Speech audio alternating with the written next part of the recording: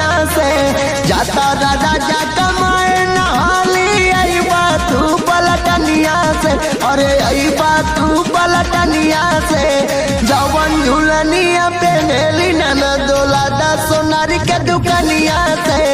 जवन झुलनिया पहनेली ना दोला दा सोनारी के दुकनिया से। सोनारी के दुकनिया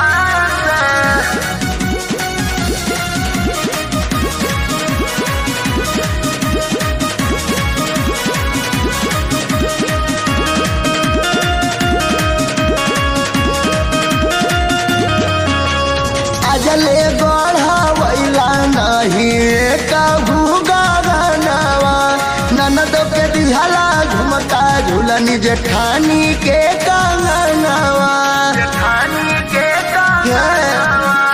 अजले गढ़ावैला नहीं कहू गगनवा ननदो के दिहला झुमका झुलनी जेठानी के कंगनवा।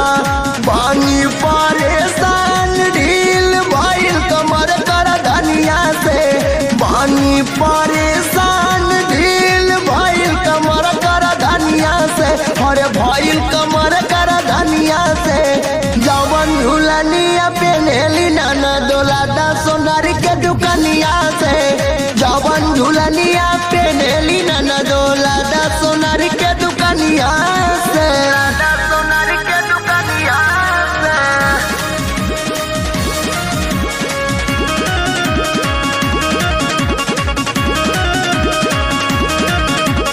पिया लाल चान मोरी मानीला बचनिया तोहा से कहेले सुना तोहर दिल जानिया।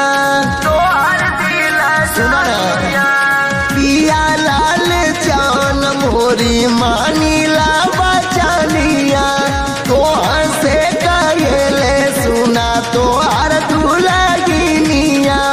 अजय रंगीला से कहिले कहल फुर्सत ना दुल्हनिया से। अजय रंगीला से कहिले कहल फुर्सत ना दुल्हनिया से। अरे फुर्सत ना दुल्हनिया से जवन झुलनिया पहनेली ना दोला दा सोनारी के दुकनिया से। जवन झुलनिया पहनेली ना दोला दा सोनारी के दुकनिया से। कैसा लागल वीडियो? अच्छा लागल है ना? अगर अच्छा लागल हो तो प्लीज वीडियो को लाइक शेयर कमेंट अच्छा आपके शेयर करा। तनी जौनपुरिया भौजी के तनी अपने भौजी का हेल्प करा। भाई लोग बहुत मेहनत करल जाना। हमने देखा 3 घंटा से वीडियो बनाओ 4 घंटा हो गल हो।